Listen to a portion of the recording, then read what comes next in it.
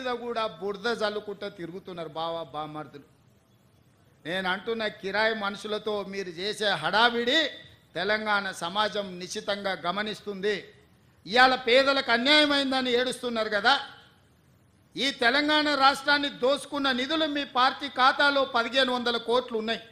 ఒక 500 కోట్లు తీసి ఆ మూసీలో మునిగిపోయిన వాళ్ళకి పంచిపెట్టండి. మీకు అధికారంలోకి రాకంటే ముందు తొడుక్కోవడానికి చెప్పులు కూడా లేవు కదా. ఈరోజు 1500 కోట్ల రూపాయలు మీ పార్టీ ఖాతాలో ఉన్నాయి. అది ఎవరి సొమ్ము? తెలంగాణ ప్రజల సొమ్ము కాదా? ఇవాళ తెలంగాణ ప్రజలు మూసీలో ఉన్న పేదలు బాధలు ఎదుర్కొంటున్నారని మీరు మాట్లాడుతున్నారు కదా. ఒక 500 కోట్ల రూపాయలు మీ పార్టీ ఖాతాలో నుంచి తీసి వాళ్ళకి పంచి పెట్టండి. వాళ్ళకి ప్రత్యామ్నాయం ఏం చేయాలో చెప్పండి. ఈరోజు ఈ ప్రభుత్వం సిద్ధంగా ఉంది వినడానికి. హైడ్రా గురించి అసెంబ్లీలో చర్చ పెట్టినప్పుడు ఈ సన్నాసులు పారిపోయినరు, మాట్లాడలేదు. హైడ్రా మీద అసెంబ్లీలో చర్చ జరగలేదా?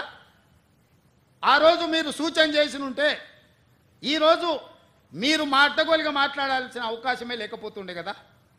ఈరోజు పేదలకు ఏం చేద్దామో చెప్పండి.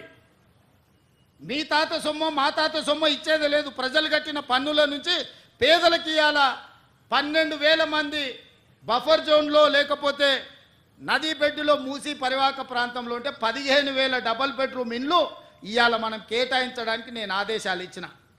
మూసి మురికిలో దోమలతోని కలుషితమైన నీళ్లతోని అక్కడ బతకలేని శవాలుగా జీవోత్సవాలుగా ఉన్న పేదవాళ్లకు ఆత్మగౌరవంతో బ్రతకడానికి ఇల్లు ఇచ్చి ఇంటి ఖర్చులకు 25,000 ఇచ్చి మా అధికారులు అక్కడ ఉండి వాళ్ళని ఇంటి దగ్గర దిగబెడుతుంటే అభినందించాల్సింది పోయి అన్యాయంగా మాట్లాడుతున్నారు. డబుల్ బెడ్రూమ్ ఇల్లు కంటే ప్రత్యామ్నాయం ఏముందో చెప్పండి.